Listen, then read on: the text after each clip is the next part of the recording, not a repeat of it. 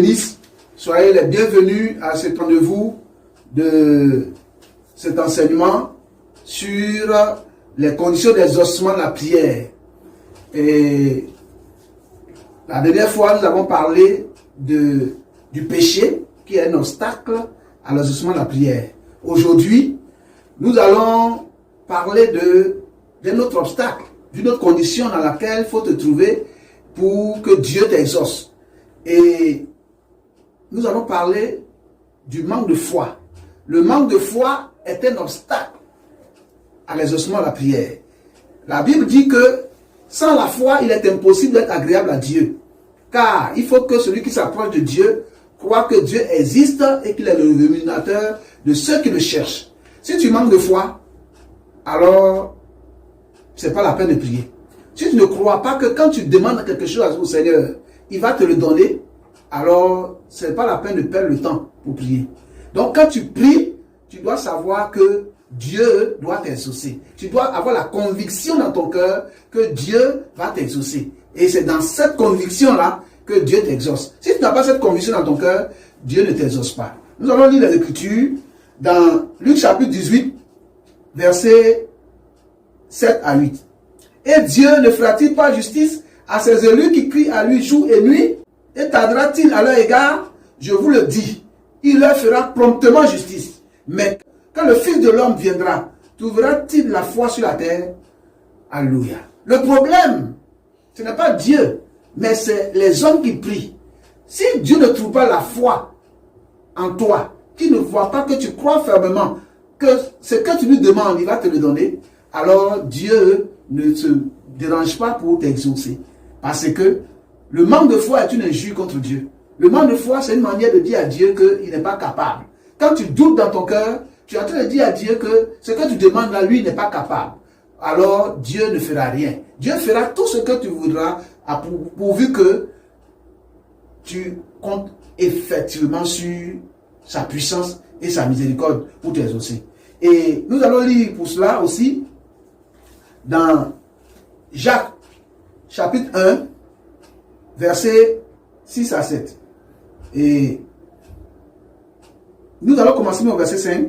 Si quelqu'un d'entre vous manque de sagesse, qu'il la demande à Dieu, qui donne à tous simplement et sans reproche, et elle lui sera donnée.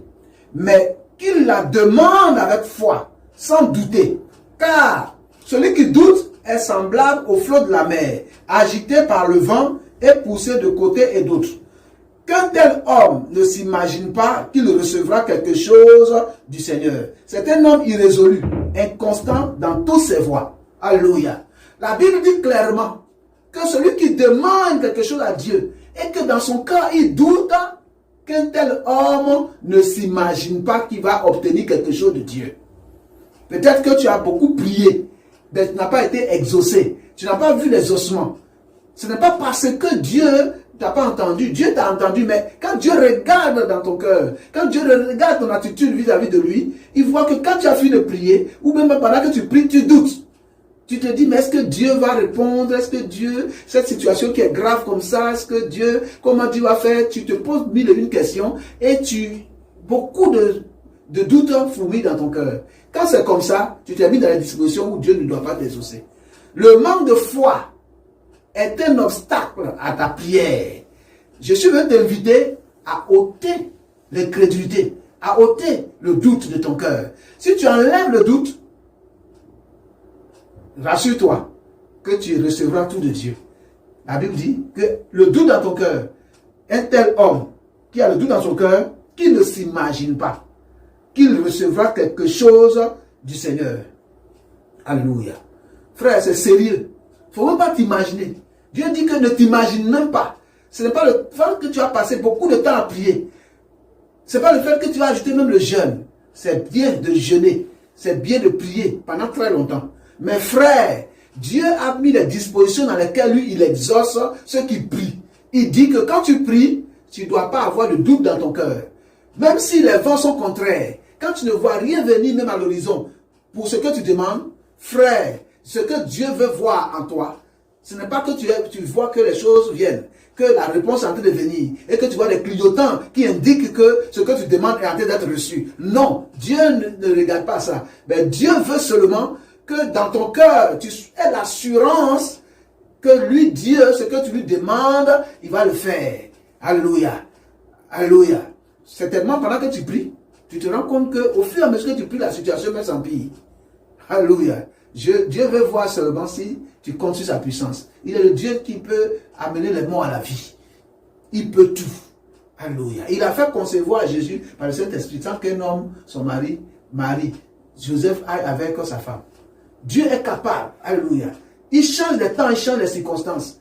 Quand tu t'approches de tel Dieu, il faut que tu aies l'assurance dans ton cœur que c'est le Tout-Puissant à qui tu t'adresses. Tout est possible à Dieu. Alléluia. Donc, aujourd'hui, je vais te dire que tu peux être exaucé. Si tu as prié pendant longtemps que tu n'as pas été exaucé, ôte l'obstacle du doute de ton cœur. Et Dieu va t'exaucer. Et tu glorifieras le Seigneur. Parce que Dieu est dans sa parole. Alléluia. Que Dieu te bénisse. Et vraiment, mets-toi dans la prière et répands-toi de tous les doutes. Si tu as douté dans les situations dans lesquelles tu as prié, tu as douté, commence à demander pardon à Dieu et dis à Dieu que tu reviens maintenant à lui d'une manière vraie et radicale. Tu veux compter sur lui, tu veux avoir une confiance ferme en lui sans regarder les circonstances qui se présentent à toi, mais regarder à ce que lui dit de toi parce qu'il est le Tout-Puissant, il agira. Que Dieu te bénisse abondamment et à la prochaine fois pour la prochaine étape, pour savoir la prochaine condition pour que Dieu t'exauce.